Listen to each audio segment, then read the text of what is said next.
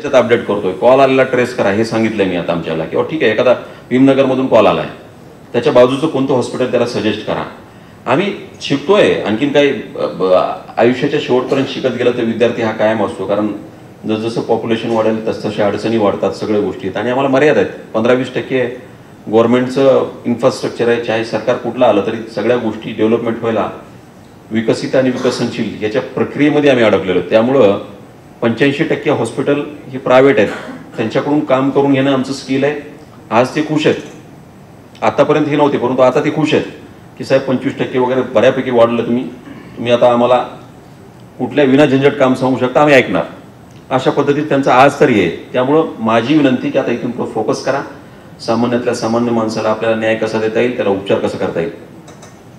Sir याच्यासाठी गावागावात मेळावे, आता तुम्ही 22 जिल्हे फिरलात, पण आता ही लोकांना माहिती व्हावं, जनजागृती व्हावी त्या संदर्भातली, बऱ्याच लोकांना माहिती नाही अजून पण. त्या ऐनवेळी त्यांची मग खूप ससे वरपट होत जाते. मी अपेक्षा तुमच्याकडून धरतोय म्हणून तर पत्रकार परिषद घेतली. सर आम्ही प्रामाणिकपणे प्रयत्न करूया, पण तुमच्याकडून पण आम्हाला अपेक्षा आहे आणि लोकांना पण अपेक्षा आहे. सर याच्यात बघा काय एकदाच रिव्होल्युशन होत नाही, लक्षात घ्या. मी आता फिरलो म्हणजे भरपूर काही त्याच्यामध्ये सुधारणा झाली. ग्लास अर्धा भरलाय, अर्धा रिकामापेक्षा अर्धा भरलाय, आता अर्धा तुमच्या सहकार्याने मला भरायचा आहे. मी तुमच्याकडनं अपेक्षा करतो. मी फार प्रचंड प्रयत्न केले, प्रत्येक ठिकाणी ड्राईव्ह घेतले. तुम्हाला आश्चर्य वाटेल की पंढरपूरच्या टेम्पलमध्ये परमनंट तिथं आयुष्यमान कार्ड काढण्यासाठी आहे, असे अनेक प्रयोग करून बघितले. अनेक ठिकाणी आपण सेंटर ओपन केले, तिथे हे केले. लोकांना काय आजार झाल्याशिवाय कार्ड काढायचं नाही, ही मानसिकता आजाराची, त्याला मी कसं दुरुस्त करणार. त्याच्यामुळं कार्ड आता आम्ही सांगतो ना, तुम्ही उद्या सांगा ना सगळ्यांनी आपापल्या पद्धतीने जाऊन कार्ड जनरेट करून घ्यावं. किंवा आयुष्यमानचा ॲप आहे तो, आता मुलं गेम खेळतात, त्या मुलाला जर सांगितलं की आयुष्यमानचा ॲप आहे त्याच्यावरती जा, सिम्पल प्रोसिजर आहे. त्याच्यावरती 12 अंकी आपला जो डिजिटल राशन कार्डचा नंबर तो टाकून द्या, बरोबर कार्ड येऊन जातं. लक्षात घ्या. त्यात कधी एखाद्या वेळेस सर्व्हर डाऊन असेल तर ते पेंडिंगमध्ये पडतं, 1-2 दिवसांनी परत प्रोसेस केलं की ते होऊन जातं. लक्षात घ्या. हां सर, बेनिफिशरी जर नसेल, जर आपण 2 क्रमांक दिलेला, एखादा जर बेनिफिशरी नसेल, त्याच्याकडे कार्ड आहे, 12 अंकी क्रमांक आहे, तर त्यानं काय प्रोसेस अवलंबून केली पाहिजे जेणेकरून कार्ड मिळेल का? बेनिफिशरी नाही असा विषयच नाही ना कुणी. आता बेनिफिशरी आहेच ना. 1 जुलैपासून हा सगळा विषय बदलला आहे आता. म्हणजे बेनिफिशरी हा माननीय मुख्यमंत्री महोदय, मंत्री, कलेक्टर साहेब, मी, इथला शिपाई, झोपडपट्टीतील राहणारा एक सामान्य माणूस, सर्वांचा समावेश आम्ही केला आहे. त्यामुळे आता तो हाच विषय ना, मी जे येतोय ते पत्रकार परिषद ह्यासाठीच घेतोय की बाबा सगळे बेनिफिशरी झालेत, तुम्ही हे करा.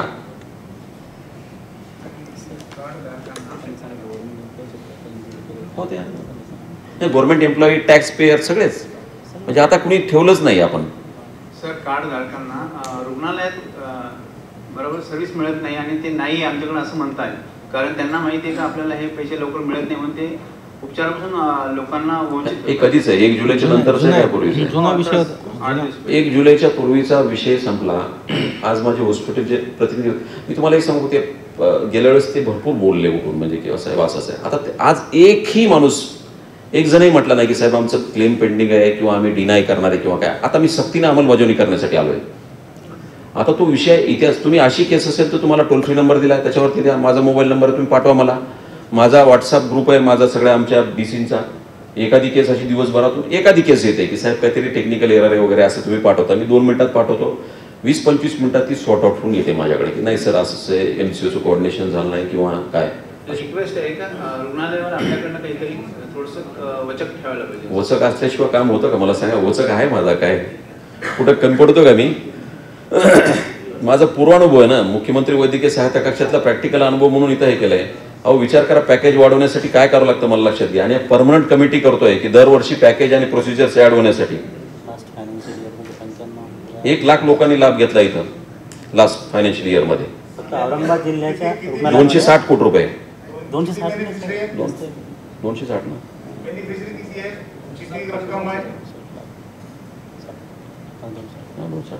260 कोटी बरोबर आहे. हो. आणि 1 लाख हा 95,696 लास्ट फायनान्शियल इयर मध्ये. एवढ्या लोकांना लाभ भेटला. एवढी मोठी योजना कोणतीच नाही. आणि जगातली सगळ्यात मोठी योजना आहे, तिला आपल्याला टीका करण्यापेक्षा मला सजेशन्स द्या. मी सध्या आभा कार्ड आणि आयुष्यमान कार्ड हां हे फार हे मान्य आहे मला, हे तुमची सूचना मान्य आहे. अगदी माझ्या घरचे सध्या मला म्हटले ते आभा कार्ड काढताय का आयुष्यमान काढताय, त्याच्यामुळे मी ती कन्फ्युजन तुम्ही दूर करावी, मीही करतो. आभा कार्ड हे आपलं जे काही मेडिकली ग्राउंड आहे ते स्टोअर करण्यासाठी सरकारने चांगली योजना केली होती. त्यामुळं ते आभा कार्ड काढण्यामध्ये भरपूर लोकांनी मेहनत घेतली, पण त्यात प्रशासन राबलं नव्हतं, लोकांनी सुमोटो त्यावेळेस आभाचा ॲक्सेस होता. त्यामुळं आयुष्यमानसाठी मात्र प्रशासन राबतंय. त्यामुळं आभा आणि आयुष्यमान हे दोन वेगळे आहेत. मला भरपूर लोक आभा कार्ड पाठवतात, त्यांना सांगतो की आभा नाही आहे, आयुष्यमान वेगळे आहे. ठीक आहे, ती कन्फ्युजिंग आहे, आता थोडी दुरुस्त करा. ते सेंटरवाले आयुष्यमान कार्ड म्हणून हेच देत आहेत. तुमच्याकडे सुद्धा तेच कार्ड होतं, माझ्याकडे सुद्धा तेच आभा कार्ड नाही, होतं, तुमच्याकडे आयुष्यमान कार्ड नव्हतं. नाही, आयुष्यमान तुम्हाला आणि जेव्हा आभा- दाखवलं तेव्हा कळालं ते मला. ते हो, सुरुवातीला झालं ते. नाही मला हे अपेक्षित होतं तुमचा प्रश्न, म्हणूनच मी आलो. ही कन्फ्युजन दूर करा. आभा आणि आयुष्यमान सेम नव्हे असं आर्टिकल टाका एक त्याच्यामध्ये चौकट. आता प्रत्येकाने लोकांनी आभा कार्ड काढूनच ठेवले, त्याच्यामुळे त्यांना आयुष्यमान कार्ड निघले. त्यामुळेच आज उद्या पुण्यनगरीमध्ये एक मोठी हे आली पाहिजे की आभा आणि आयुष्यमान वेगळं आहे. आणि सर त्याच्यात आणि आमच्या चौकटीमध्ये दिलं होतं मी. आणि ऐका ना एक मिनिट, 5 दिवस ड्राईव्ह घेतला, शेकडो प्रशासकीय अधिकारी उठले. दररोज संध्याकाळी मी रिव्ह्यू घ्यायचो. लक्षात घ्या, एखाद्या सेंटरवर जिथं कॅपॅसिटी आम्ही 3-3, 4-4 हजार लोकांचं कार्ड काढण्याची होती, तिथं 200 लोक पण आले नाहीत. काय करणार आहे?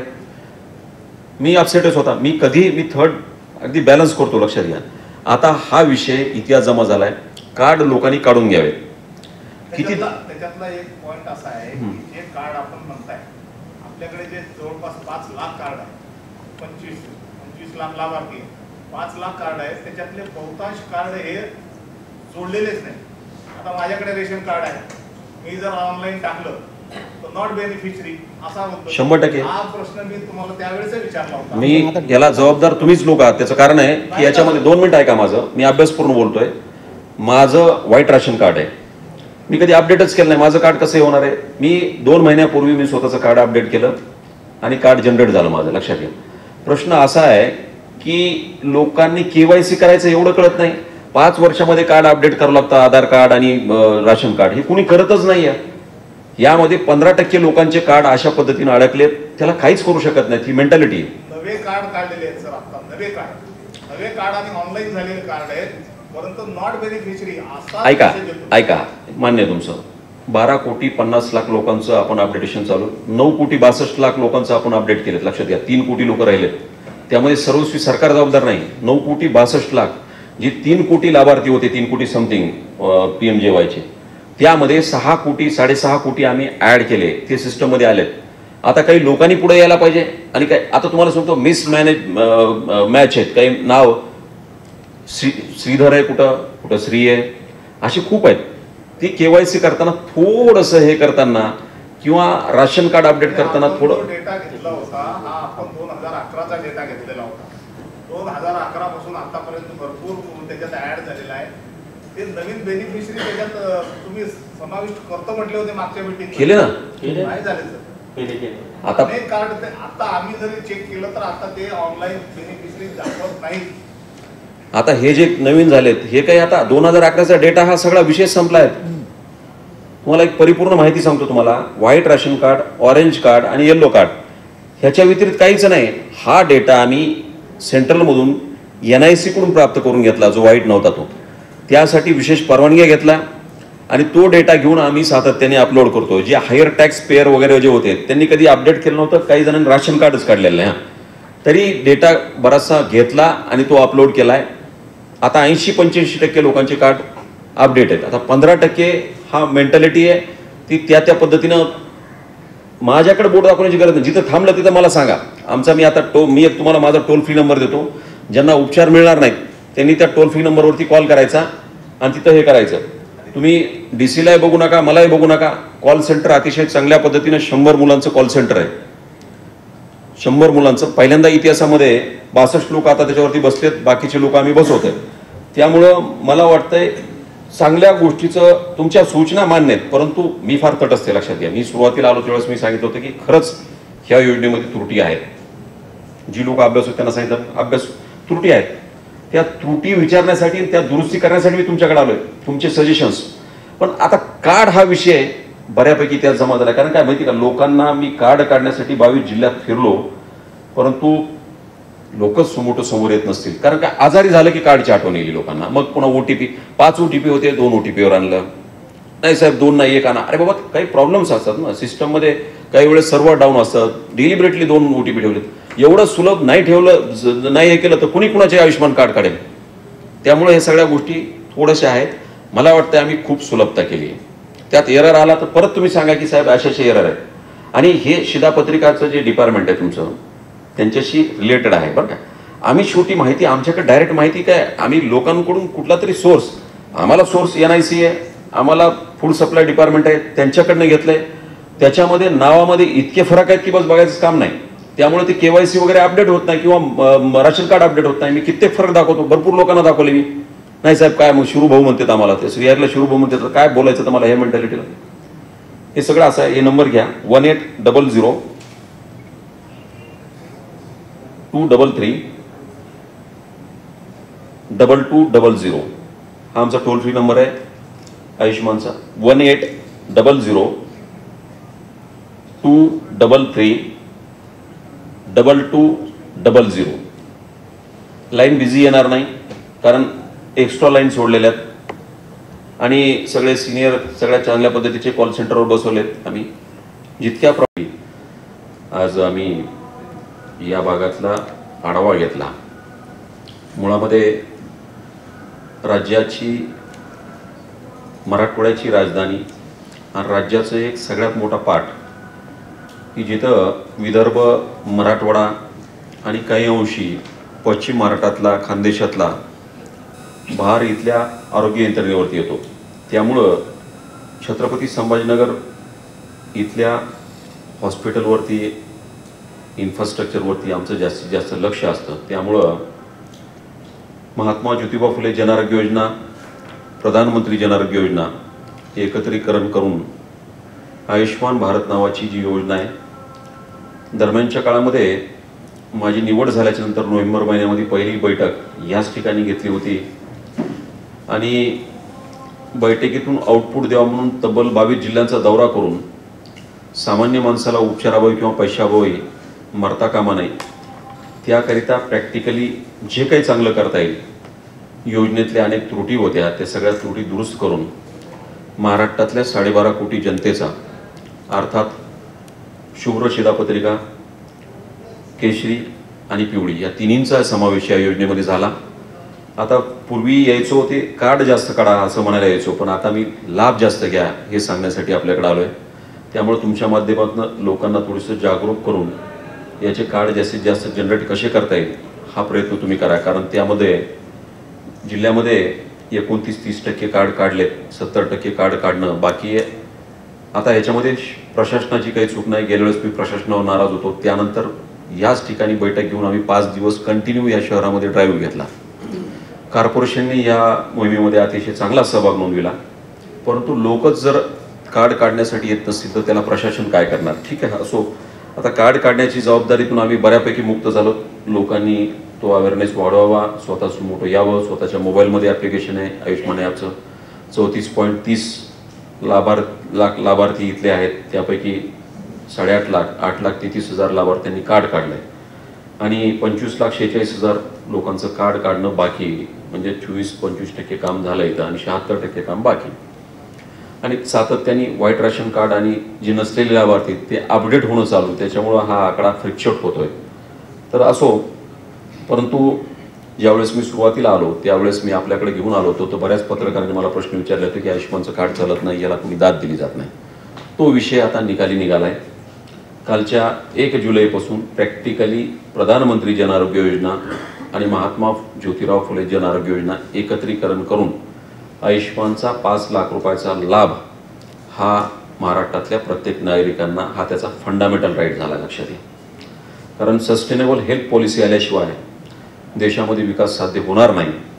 माननीय पंतप्रधान नरेंद्रजी मोदी साहेबांचं स्वप्न होतं की फॉरेन कल्चर, परराष्ट्रामध्ये जसंही बाळ जन्मतं तसा त्याचा इन्शुरन्स निघतो आणि त्याचे उपचार मोफत होतात. त्या पद्धतीची उपचार पद्धती, त्या पद्धतीचं एक मॉडेल म्हणून महाराष्ट्राची ही पहिली आयुष्यमान भारत मिशन महाराष्ट्र समिती करून त्या समितीचं प्रमुख मला केलं. त्यामुळं माझ्यावरती जबाबदारी होती. 2-2.5 महिना म्हणजे काळ होता, कारण मध्ये आचारसंहितेचा काळ सोडला. त्या काळामध्ये 22 जिल्ह्यामध्ये दौरा करून सर्वंकष प्रत्येक ठिकाणची मिनिट्स ऑफ मीटिंग घेत त्यावरती स्वतः अहवाल तयार करत माननीय ACS आमचे म्हैसकर साहेब आहेत त्यांच्याकडे हे केल्यावर अतिशय चांगली गती मिळाली. आणि आता 1356 प्रोसिजर्स आमच्या याच्यामध्ये कव्हर आहेत. 1200-1250च्या ज्या आहेत ते वाढल्या. आणि जे काही कव्हरेज होतं ते 1.5 लाखाचं 5 लाखापर्यंत गेलं. रिनल ट्रान्सप्लांट म्हणजे किडनी ट्रान्सप्लांटला 2.5 लाखाची तरतूद होती, 4.5 लाखापर्यंत गेली. अनेक पॅकेजेस होते ते 25% ते 50% पर्यंत वाढले. त्यामुळं आता हॉस्पिटलच्या ग्रीवन्सचा विषय हा इतिहास जमा झाला आहे. त्यामुळं मी अंमलबजावणी करण्यासाठी या शहरात आलो आहे. आता तक्रारीचा पाडा बिलकुल नव्हता, कारण आता ग्रीवन्स बऱ्यापैकी काहीच नाही आहेत. म्हणजे वाशिम जिल्हा एक मला कलेक्टर साहेब असा भेटला की त्या ठिकाणी 0 ग्रीवन्स होत्या. 0 ग्रीवन्स म्हणजे एक दुष्काळ भागातला विदर्भातला एक जिल्हा, पण त्या ठिकाणी 0 ग्रीवन्स. आणि त्यांनी बॅलन्स करत लोकांशी समन्वय साधत रुग्ण आणि रुग्णालय या दोन्हीचं हित साधलं होतं. मुळामध्ये छत्रपती संभाजीनगर हे सेंट्रल प्लेस असल्यामुळं आम्हाला अपेक्षा आहे की मराठवाड्यातला पीडित असलेला सामान्य माणूस या ठिकाणी उपचाराभावी राहता कामा नये. त्यामुळं कॅशलेस योजना जी असते, मी प्रत्येकाला सांगायला हॉस्पिटलच्या यांना मेंटॅलिटी तयार करा, कॅशलेस काउंटर झाले पाहिजेत. माझं स्वप्न आहे की आपल्यावरती जबाबदारी दिली माननीय पंतप्रधान नरेंद्रजी मोदी यांचं एक स्वप्न आहे की बाकी विकास ही होणारी प्रक्रिया प्रत्येक सरकारच्या काळात कमी अधिक जास्त होते, परंतु आरोग्य व्यवस्था ही मात्र शाश्वत असली पाहिजे. आणि त्याची जी पायाभूत सुविधा उपलब्ध करण्याची संधी परमेश्वराने आम्हाला दिली, त्याचं सोनं करण्यासाठी मी आज आपल्या शहरात आलो. अतिशय चांगल्या पद्धतीनं म्हणजे मीटिंग इतक्या फास्ट हे झाली आमची, कारण काय कुणाच्या तक्रार नाहीत, काय नाही, सगळेजण सॅटिस्फाईड आहेत ह्याच्यामध्ये. त्यामुळं मला पत्रकार महोदयांना विनंती करायची की येईल त्या काळामध्ये तुम्ही थोडंसं एक थर्ड पार्टी म्हणजे थर्ड अंपायर असतो शेवटी दिसेल त्याच्याकडं, त्यामुळे तुम्ही लक्ष ठेवा. सामान्य माणूस उपचाराभावी कुणी वंचित राहता कामा नये. आमच्यावर आमचे DC आहेत ते एन्थुजियास्टिक आहेत. कलेक्टर साहेब जातीने दर महिन्याला रिव्ह्यू घेत आहेत. फार कमी ठिकाणी असं होतं की जिल्हाधिकारी स्वतः या प्रक्रियेमध्ये जातीनिशी स्वतः हे करावेत त्या पद्धतीने उतरतात. त्यामुळं मला वाटतं या ठिकाणी कुठल्या तक्रारी येण्याचं काही कारण नाही. या ठिकाणी बरेच हॉस्पिटल आणखीन आम्ही एम्पॅनल करणार आहेत. 38 हॉस्पिटल इथं आहेत, त्यामध्ये आणखीन काही भर पडणार आहेत. बऱ्याच हॉस्पिटलनी ॲप्लिकेशन केलं आहे. त्यातले एलिजिबल असलेले हॉस्पिटल आम्ही आगामी बैठकीमध्ये आम्ही त्यांना एम्पॅनल करणार आहोत. त्यामुळं या ठिकाणी मला वाटते जेवढी मोठी हॉस्पिटल आहेत सगळी हॉस्पिटल एम्पॅनल आहेत. त्यामुळं काही त्रुटी असतील, काही गोष्टी असतील तर त्या पूर्ण करण्यासाठी आम्ही प्रामाणिक प्रयत्न करणार आहेत. आणि येत्या काळामध्ये जे काही दर्जेदार उपचार